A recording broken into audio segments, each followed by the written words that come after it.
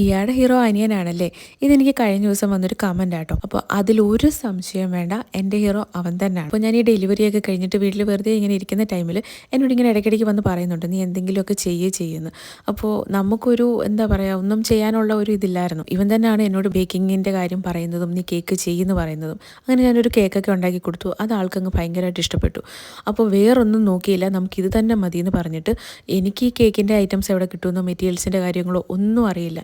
ഇവൻ തന്നെ ആരോടൊക്കെയോ ചോദിച്ച് മനസ്സിലാക്കി കണ്ടുപിടിച്ച് ബേക്കിംഗ് ഷോപ്പിൽ പോയിട്ട് ഐറ്റംസ് എല്ലാം എനിക്ക് വാങ്ങിക്കൊണ്ടുവന്ന് തന്നു. അങ്ങനെ കേട്ടോ ഞാൻ ബേക്കിംഗ് സ്റ്റാർട്ട് ചെയ്യുന്നത്. പിന്നെ ഓർഡറിൻ്റെ കാര്യം ഫ്രണ്ട്സിനോടെല്ലാം അവൻ പറഞ്ഞിട്ട് ഫ്രണ്ട്സിൻ്റെ കയ്യിൽ നിന്ന് എല്ലാം ഓർഡർ വാങ്ങി അങ്ങനെ ചെറിയ രീതിയിൽ കേക്കിൻ്റെ എല്ലാം സ്റ്റാർട്ട് ചെയ്തു. പിന്നെ കേക്ക് ഡെലിവറി ചെയ്യാൻ പോലും ഞാൻ പോയിട്ടുണ്ടായിരുന്നില്ല, എല്ലാം അവൻ തന്നെ ആയിരുന്നു കേട്ടോ ചെയ്തിട്ടുണ്ടായിരുന്നത്.